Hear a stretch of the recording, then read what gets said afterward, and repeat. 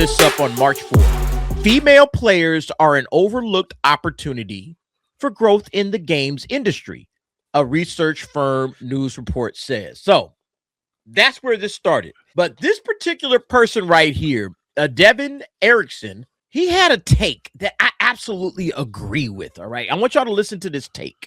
Okay. And then we're going to get to how this relates to anime. All right. Because this is still about anime. Most business suicides are induced by not understanding the difference between reported preference and revealed preference. If you run, and he says, Testosterone Studios, maker of Angry Muscular Axe Guy Kills Demons in Hell, you might notice after a while that not many women buy your games. You know, women are a big purchasing demographic. So we want to make sure that we appeal to the women. Okay, so they're saying Testosterone Studios, which clearly is making a game for guys, say, hey, make it for the women. Okay, they want you to make Angry Muscular Axe Guy Kills Demons in Hell 2 to sell to men and women. So you sigh, shrug your shoulders, hire a bunch of female consultants and ask them, what do women like? Feminism, girl bosses, strong female characters effortlessly outdoing men at everything, gay stuff. This is the problem. Of course, nobody buys it. The men don't buy it because it's not what they liked in the first one, and women don't buy it because women couldn't care less about games where you fight demons in hell. Yeah, women aren't going to play that game. So how does this relate to anime? This was the perfect post for anime, okay? So he responds to this guy, this dude, Dr. Dad. He responds to Devin's, as a retweet, and he says, this is part of why Japan does this better than us, because they define genres by intended audiences. We got shonen for the young boys. We got shōjo for the young girls. We got seinen for young men. We got josei for the young women, women. And then we got kodomo for child. No one says, let's make Dragon Ball appeal to girls because it's shonen, i.e. for boys. And this is the magic of anime. Anime says, you know what? This is the genre for this particular demographic, and we're going to make stuff for that demographic, and we're not going to try to cross, the streams and bleed one into the other. Nope. Shonen is for boys. Shōjo is for girls. Seinen is for young men. Josei for you women. Kodomo for child. And there you go. It's so fucking easy. Just make the stuff for the people that are showing up. And look, I know Name was going to have a lot to say about this, so I'm going to let Name cook. Simplistic. Go ahead. Seinen. Sorry, Seinen. I don't know why I say it. I know how to say this, but I always just default. But yeah, Seinen. It's okay, DA. 4 out of 5 is still a B. But, I really... Yeah, I agree with this because I can bring up an example. So I play this Gundam mobile game, and I watch YouTubers play it because I'm a scrub and sometimes I need the strategy. One of the biggest creators for that game is a female, and she's playing the game. She really likes it, but she's not she knows that it's for an intended audience. It's a strategy game. It's it's pretty much a simulation game. It's really really advanced chess if I had to really really dumb it down. And she's not asking for it. Oh, let's can you turn it into a cozy game? Can you make it a point and click simulator? No. She plays the game as it is.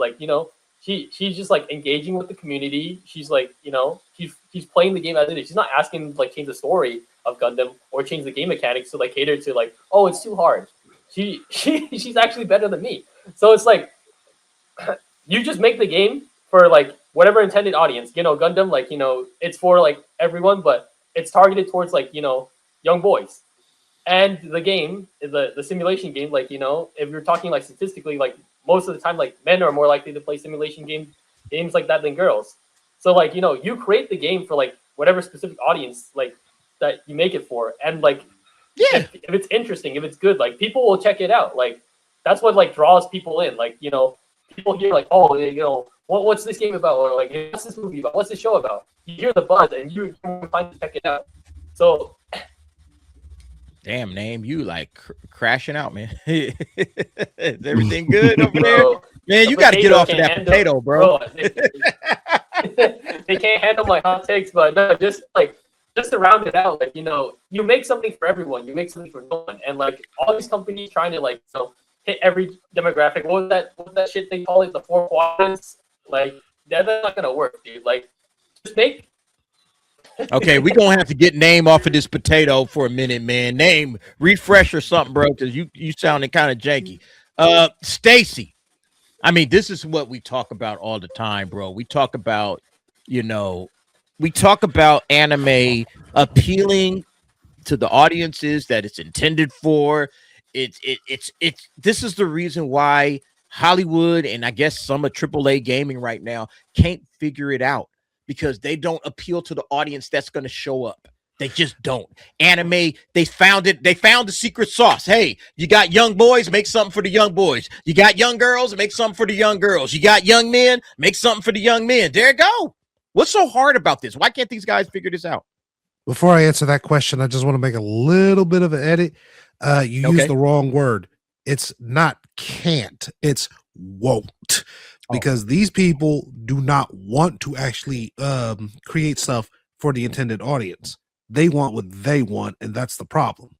Yeah. Now, as for this, basically, it's a roadmap. As you went down the list, that's a roadmap. Everybody knows that. Now, let's look at why stuff like Street Fighter lasted so long. Why did it last? It's because it catered to the men, it catered to the boys, but there were, yes, the girls and the women who said, let me learn about this.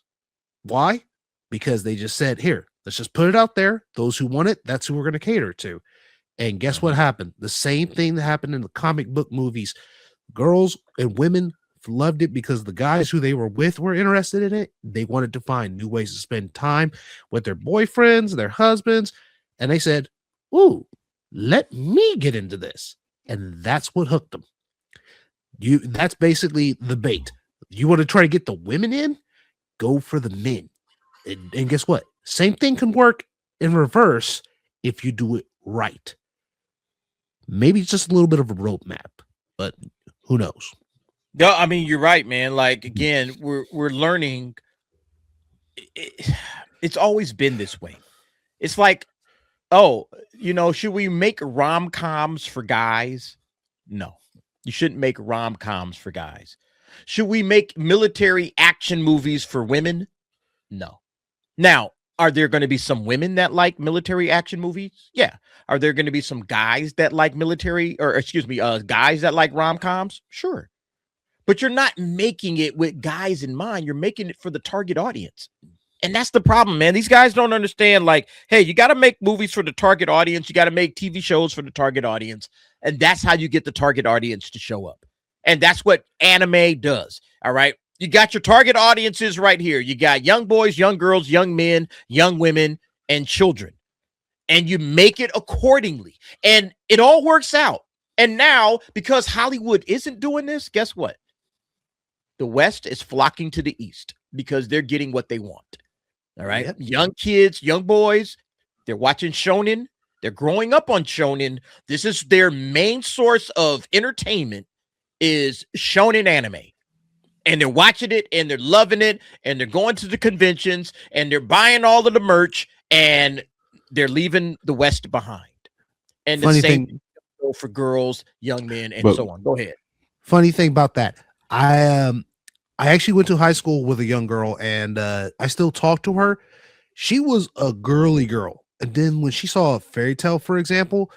Last time I went over her house, I swear, I thought this woman was getting ready for war. She had swords littered on every wall of her house. I'm like, okay, where's the shrine to Urza? Love that Urza Scarlet, huh? Exactly. Urza got her. Damn, Stacy, I didn't know you had motion like that. All right, my man. Hey, if I had motion like that, I'd be over her house tonight, not here. Man, I was going to say this, though. Go ahead, Angel. I was going to say this, though. I mean, back in the 80s, though, I mean, movies, Hollywood used to be like this. They used to cater to specifically as in regards to different genres, and they made the movies, the animations for that. And once DEI came in, that's basically what messed everything up. And then plus, a lot of these Hollywood companies started going more to focus groups.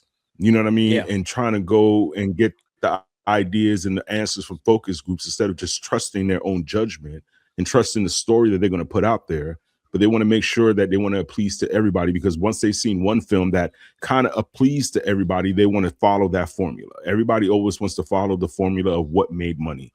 Just like everybody wanted to follow Marvel. Once Marvel did whatever they wanted to do, now you want to do end credit scenes. Now you want to do, you know what I'm saying, trilogies and all these other things. You weren't doing that before. So it's like nobody has any originality. It's, you know, the Clips came out with this song. The Clips came out with this song back in the days. It's called Mr. Me Too. And that's basically what Hollywood is. It's like, you know what? Yeah. Me too. I could do that. Yeah.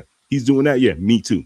So it's like everybody just wants to copy. Nobody has originality to trust their own ideas or their own work in any way.